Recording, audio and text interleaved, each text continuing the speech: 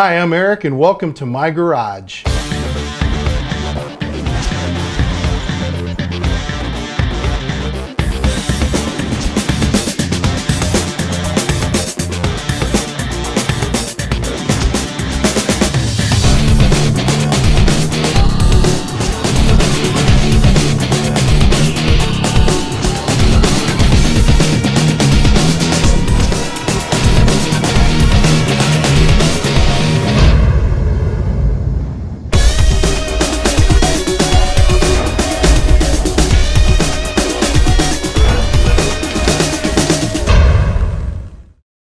We're going to start a new build today. It'll be number 12, and it's going to be a slightly modified version of number 11, the BluesMaster. What I've done here with the template is I've redesigned this. Instead of being square, I've rounded it so it's a lot more comfortable for the hand. Just trim things up a little bit. We're gonna make this body out of alder, and it's going to be painted a solid color. Porsche Guards red, beautiful, the black binding. So what we're going to do here today, we're going to build a newer version of this. This is basically a prototype, number 11 of the BluesMaster. Some things that I've done to the template is I've taken this square block. This is a classic, design here, and what we've done here is I've rounded it off. Just very simple, and I reconfigured this here a little bit, bring this round here. Just a little more comfort for the hand. A little bit down here, I trimmed this off, which was down here. It was just some things that I saw, It's always a work in progress, folks. Okay, I've drawn my center line here with a pencil. I'm gonna match up the center lines here. And we're gonna draw us out. We're gonna trace this out. Then we're going to run it over to the bandsaw, cut it out on the bandsaw. Then after it's cut out on the bandsaw, we're going to run it over to the router table, trim it up on there real nice, and then just fine detail sand the outer perimeter of the body. That's about it. All right, we're going to trace this nice template out here on this piece of alder. We'll start here. Mechanical pencils. Nice thing about alder is it's light colored wood. You can see the pencil line real good when you're cutting it out on the bandsaw. All right, let's see what that looks like, huh? There we go. And there's our BluesMaster. This is called a paint grade version of alder. It's a two-piece of alder. If you notice, the grain pattern here as opposed to the grain pattern here is completely different. It's like two different pieces of wood. Also, you'll notice a little knot up there in the upper bout.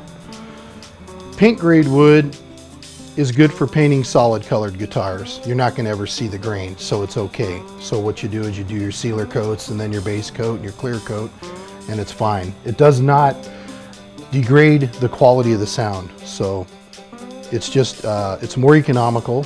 It's, it's cheaper to buy a paint grade blank if you're going to do a solid color. So now this piece of wood here, this is sapele from West Africa.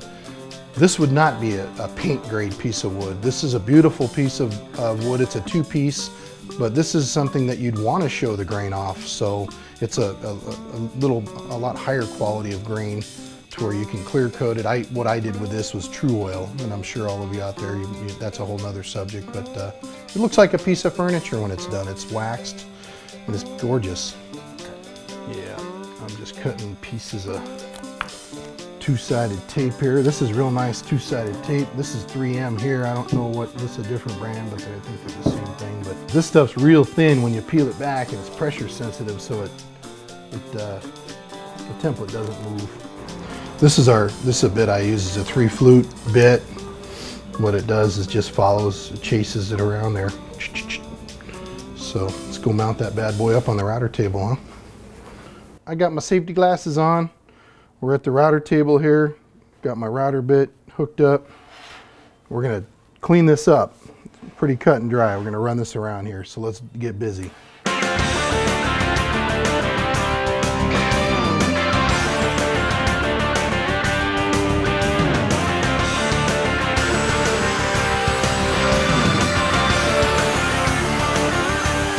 a mess, huh? I'm gonna vacuum this up, Timmy. Okay? All right, so we've got the body machine with the template off the router table. And all I'm doing now, I'm just prying the template up. It's a little bit tricky. Gotta work your way around. I just kind of get little screwdrivers in here and I pry it up. It's gonna leave marks, but it's okay because it's got to get finished sanded anyways in the end. And there we go. Bada bing. Yeah, left a little bit of marky here. Not a big deal though. I'm gonna go over the edges with 100, 120 grits and just clean all this up. Like I said earlier, in preparations for doing the roundovers. So.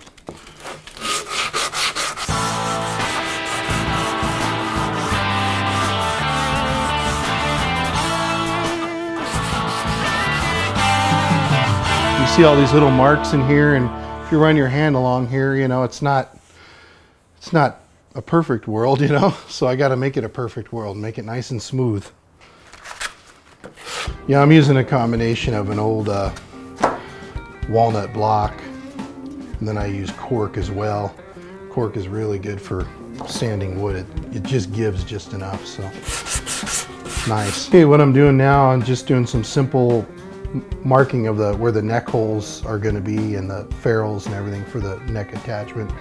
So what I've done on my template, I've already predetermined, drilled out 5/32 holes. So I'm just going to put the bit down in there and I'm going to run it and just twist it and just make a mark is all. That's all we're doing here. It's a pretty simple operation. I'm just going to clamp this template just for the moment, momentary clamping of the template.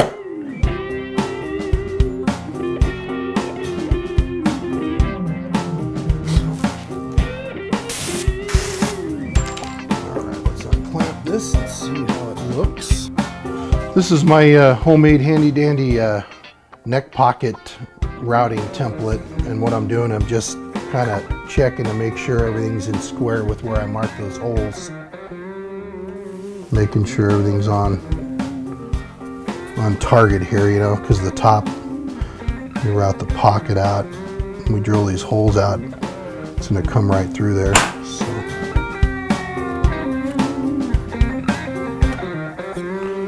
So this is the back side, this is the front side, it's identical, everything is exactly perfect. So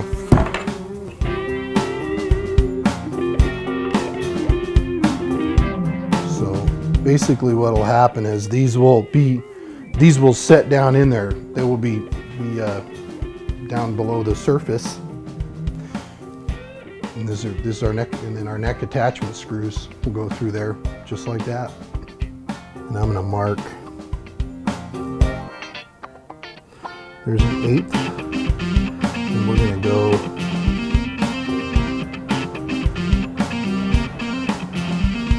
2/32 below an 1/8. That's what I'm going to do.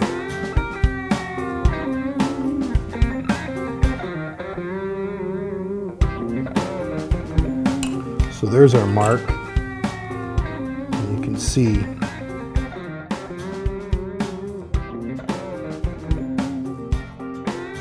they'll be 2/32 below the surface. That's just my preference is all, you know. So there we are. We've got this set up so I can just drill away and it's going to stop exactly where I want it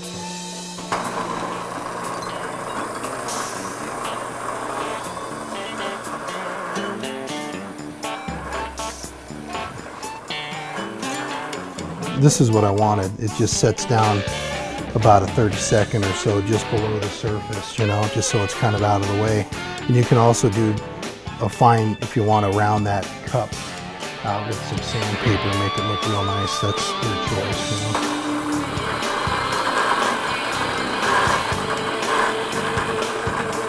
Yeah, this is installing these ferrules are a great alternative to a neck plate, especially when you're doing a rounded custom heel like that, because I don't have a neck plate that follows that, so you know, it's perfect.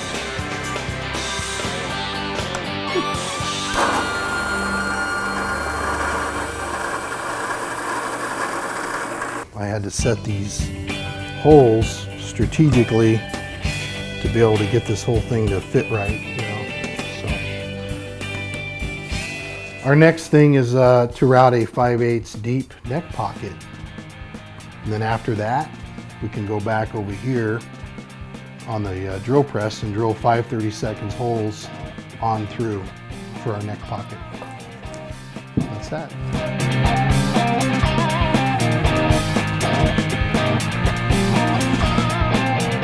All right, number 12, the BluesMaster. We got started on this body today. I cut it out on the bandsaw, shaped it up on the router table, did some sanding. Also, cut the neck pocket out, and I also did the recessed holes for the ferrules and drilled the holes out, 5/32 holes for the neck. And that's about it for now, guys. And for more videos, go to my website. It's www.celliniguitars.com.